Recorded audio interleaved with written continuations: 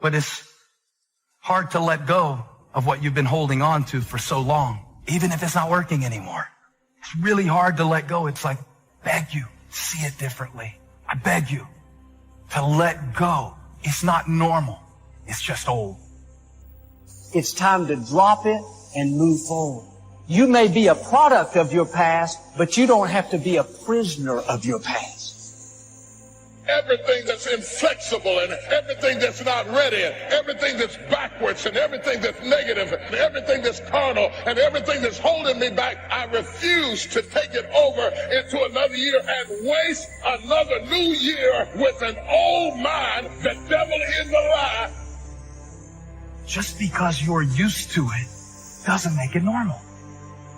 Some of you are taking too much time trying to convince people to love you that do not matter. Tolerating and trying to get people engaged that don't matter, that don't care, that are never ever going to help you get into your destiny.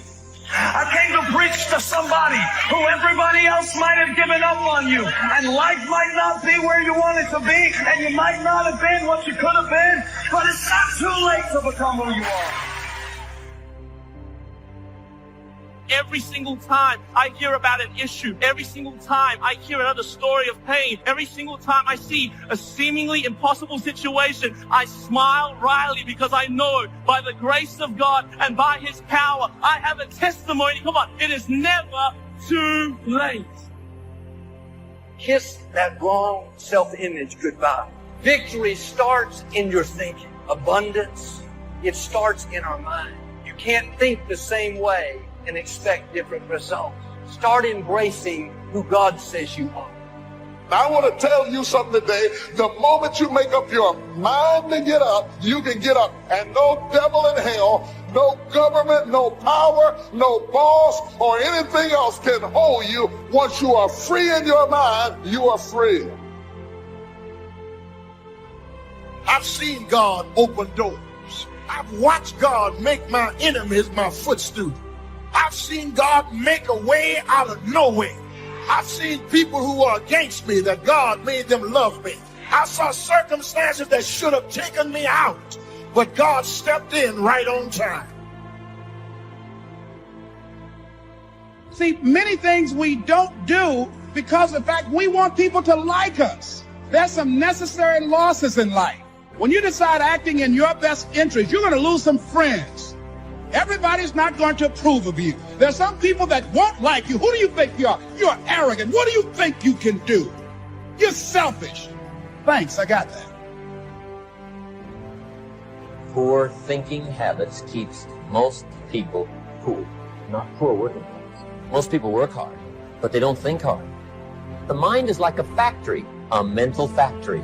And whatever you think about all day long pours ingredients into this mental factory. And that's what builds the economic, social, financial fabric of your life. As you think, so you become. Program your mind, because all that you will do or not do, have or not have, accomplish or not accomplish, will be a direct derivative of what's going on inside of your mind. So if you don't get clear thinking on an issue, you won't be able to develop in that area. Look at somebody say it's time for a change. Well, what stops us? What stops us from making the changes that we need in our behavior, in our situation? It's the mind. If you keep doing what you've been doing, you're going to keep getting what you've been getting. So if you're at a place in your life and you ain't happy with it, you have to change some things. But you have to make a conscientious decision that you're going to change. And it's not dependent on anybody else. It don't matter what your mama think. It don't matter what your coworkers think. It don't matter what your siblings think. It don't matter. This decision is yours and yours alone. People want to know how to stop the laziness, and they want to know how to stop the procrastination. They have some idea in their head, some kind of a vision, what they want to do, but they don't know where to start. They don't know where to start it, They don't know where to start. And so they say, hey, Where do I start? And when's the best time to start? And I have a very simple answer for that. Here and now. Nothing that's happened to you is a surprise to God. Before He laid out the plan for your life, He already knew every person who would hurt you, every mistake you would make, every loss you would go through. The good news is, for every setback, God has already arranged to come back. For every disappointment, a new beginning. For every failure, restoration. You have to put your foot down and say, that's it. I may have gone through some disappointments. I may have made some mistakes, but I'm not going to waste the time I have left worried about what I could have done better, upset over what didn't work out. I'm stepping out of the was, and I'm coming over into the is. I'm dropping the offense, dropping the failure, dropping the hurt. I'm not living my life with any more baggage. I'm going to live my life free. What are you thankful for? Do you thank God daily for even little things? I thought the other day what it must be like for people that can't walk and have to use a wheelchair just to get out of bed in the middle of the night to go to the bathroom and have to do it. Thank God my legs are still working. Thank God I can see and hear and I can still work. And thank God that my life is bearing good fruit. There's so much to be thankful for. And the more thankful we are, the happier we get and the madder the devil gets. One of the best things I've learned is to trust God's timing and trust His ways. What God promised will come to pass, but it may not happen the way you think, may not be when you had planned. If you're trying to control the outcome and control the time frame, you're going to live worried. You have to release control. Release having to have it happen your way. God already has it figured out. He knows the end from the beginning. God may be giving you more to work with than what you are working with at this time. You may have far more things that you can put.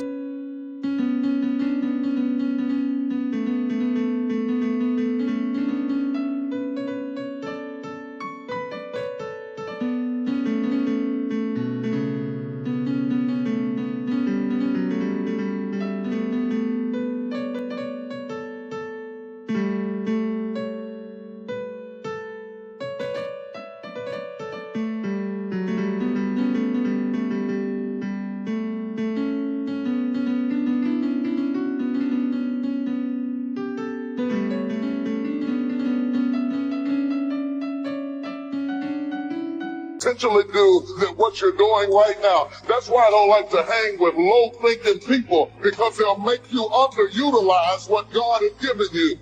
You need somebody to challenge you that you could be doing more than what you're doing right now. You could have more than you have right now, and somebody's got to be bold enough to look you in the face and empower you to go into the enemy's camp and take back what he stole from you. We find ourselves announcing our standards to our relatives, our friends, our associates. We shout our beliefs and condemn those who believe any differently, but then we don't walk the talk. We end up acting in a way far different from the beliefs we've shouted. This is inconsistent. This leads to a loss of credibility among those who watch us. And more importantly, this leads to a loss of credibility within ourselves. The only thing worse than one who is inconsistent in applying their self-imposed disciplines is one who has never considered the need or the value of discipline at all. So what kind of courage do you have? Is yours sort of floating between depending on the situation?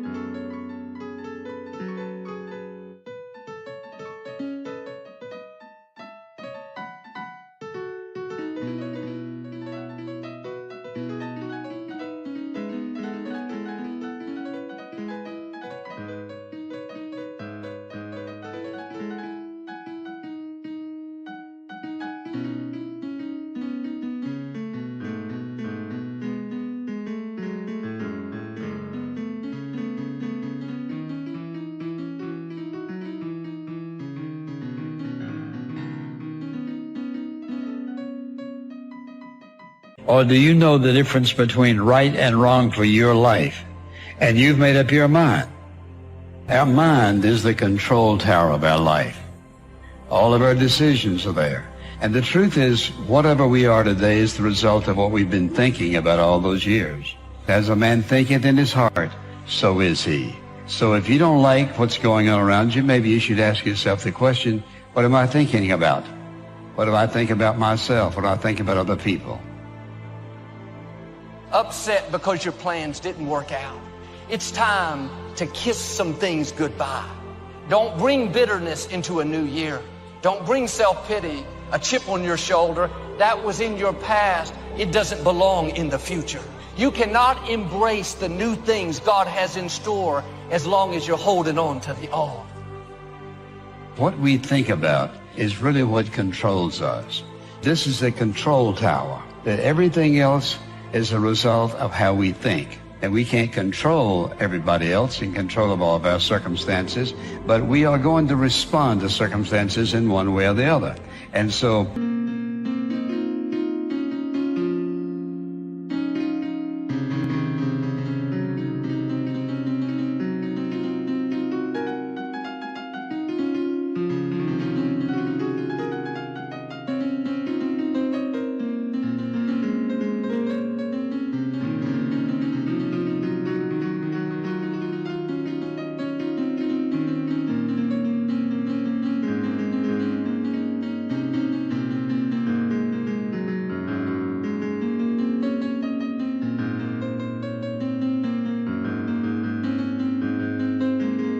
what you have to ask is this: what is it that determines what I think? This mind of yours controls everything else in your life. Are you satisfied with your life as it is? Are you? Is your life giving you what you want? If you had your life to live over again, could you have done more than what you've done thus far? When I ask audiences that, most people agree, yes, I could have done more. I know I could have done more. I've wasted a lot of valuable time. You're going to lose something, lose money. You can recapture that. Don't lose time. You can't get that back. But I think being grateful probably is number one. If you've got a job, you got to be grateful. See, this is the greatest job in the world. Even if it's a transitional job getting you where you want to go, you got to be grateful. You don't have to love your job or be passionate about your job. Just passionate about staying steady, working hard, learning skills, doing this job so well that the next one will be even better, and taking such good care of this opportunity, another one will present itself. What's next